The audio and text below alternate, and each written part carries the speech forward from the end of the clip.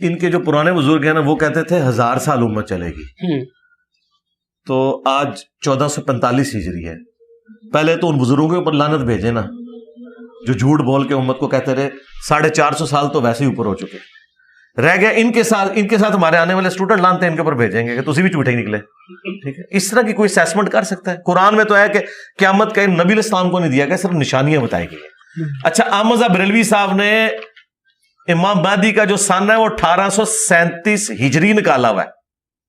1837 ہجری یعنی 400 سال تو ابھی احمد بریلوی کے پڑے ہوئے ہیں پورے ہونے والے. تو یہ کوئی باب ایک جگہ پہ متفق نہیں، سب کے اپنی یہ تخمینے، کوئی اس طریقے سے نہیں ہے معاملات. اور باقی قیامت کی جو یہ نشانیاں بتاتے ہیں وہ ساری پاکستان میں پوری ہو رہی ہیں. یورپ اور امریکہ میں تو زندگی سکون سے گزر رہی ہے. یہ سارے مسئلے تھرڈ ورلڈ کنٹریز کے ہیں. ٹھیک ہے، یہاں پہ بھی اگر اکانومی درست ہو جائے تو قیامت کی ساری نشانیاں ختم ہو جائیں گی، لوگ کہیں گے جنت ہی ہے.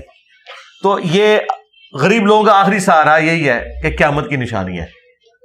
یہ سیم باتیں اس وقت بھی تھیں جب حضرت حسین ابن علی کے ساتھ اتنا ظلم ہوا نا، تو اس زمانے کے لوگوں نے کہا کہ قیامت کی نشانی ہے، اولاد رسول کو ذبح کر دیا، اس سے بڑی کیا قیامت ہوگی.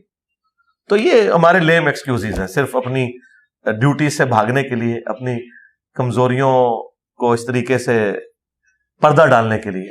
مجھے بتائیں، ایک ہی پاکستان کا ٹکڑا ہے بنگلہ دیش، ادھر کی قیامت کی نشانی تو کوئی پوری نہیں ہو رہی ہے، اس کی اکانومی تو اوپر جا رہی ہے، ہم دن بدن نیچے جا رہے ہیں. دیکھنے والی بات ہے نا. تو وہاں تو قیامت کی نشانی کوئی نہیں پوری ہوئی ہے. تو یہ ہماری کمزوری ہے جن کو ہم قیامت کی نشانیاں، اور پھر جو وہ وائزین ہیں جو فیول دیتے ہیں ان حکمرانوں کو یہ کہہ کے اور جی جس طرح کی عوام ہوگی اس طرح کا حکمران آ جائے گا، اللہ سے توبہ کریں، گناہوں کی معافی مانگیں، یہ ہمیں یہ پڑھا رہے ہوتے ہیں.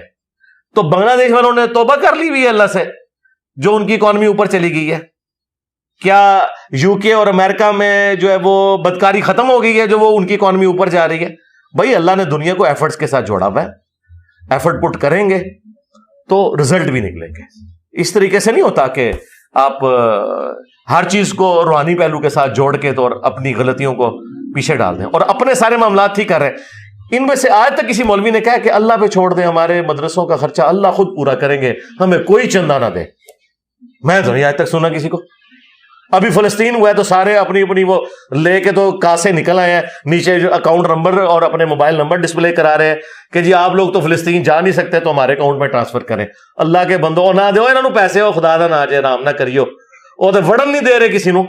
اور وہ غزہ میں جتنی آبادی ہے نا 20 لاکھ، مصریوں نے جتنے ٹرک وہاں مصر کے مسلم عوام نے کھڑے کر دیے نا، وہ آندہ ان کے سال کے لیے خوراک کافی ہے. ادھر سے کوئی بھیجنے کی ضرورت نہیں. نہ دیو انہوں نے اپنی گڑیاں نے نمیاں خرید لینی ہے. اللہ کو ڈرو خدا دا نہ جے، نہ رام سور کھواؤ انہوں، اللہ دی راہ چتھے غریبیں چ ونڈو. بالکل صحیح کہہ رہے ہیں. 20 ٹرک انہوں نے بڑی مشکل سے گزرنے دی ہیں. اس جناب وہاں لائن لگی ہوئی ہے، اس کوالٹی کا کھانا. عربی تو اتنے فیاض ہیں، عربیوں نے وہاں اتنا کھانا پورا کر دیا، ادھر سے کوئی نہیں جانا، نہ کسی نے ان کو جا کے دینا ہے، انہوں نے نیڑے نہیں کسی لگن دینا. اور پھر آ کے یہ ٹی وی پہ کر جی بارڈر کھول دو، اسی جانا ہے، اسی جمعہ پڑھنا ہے. تو میں تو کہہ رہا گورنمنٹ کو کھولیں بارڈر، ان کو بحری جہاز میں ساروں کو بٹھائیں اور میڈیٹرینین سے بھیجیں. جو 41 کلومیٹر کی وہ لائن ہے نا جو اسرائیل کے، جان چھوٹے یار پاکستان ویٹیکن سٹی تو نہیں تسی بڑھا سکتے، تو کم از کم انہوں نے بحری جہاز بھیجو تھے اسرائیل، جا کے جہاد کرو، جاؤ. ٹھیک ہے، اور ان کو ضرورت نہیں، ڈنڈوں کی بھی ضرورت نہیں، انہوں تو نگاہ مار کے جہاد کرنا ہے. یہ تو ہماری ضرورت ہے کہ جدید اسلحہ ہونا چاہیے. یہ تو قائل ہی نہیں اسلحے کے، یہ تو کہتے ہیں نگاہ مار کے بھی ہو سکتا ہے. تو ان کو تو ضرورت ہی نہیں اسلحے کی بھی. جائیں. ابھی تک نگاہ لگی نہیں ہے علی بھائی، ابھی تک نگاہ لگی نہیں ہے. ہم غربت میں ہیں، مہنگائی ہمارے یہاں، بے روزگاری ہمارے یہاں. بھائی ان کی نگاہ لگے نہ لگے، اسرائیل کی نگاہ انہوں نے پہ جانی جی. ایک F-35 انہوں نے بھیجنا ہے، سارے بزرگوں کو جنت ہی پہنچا دینا انہوں نے، اتو بمباری کر کے.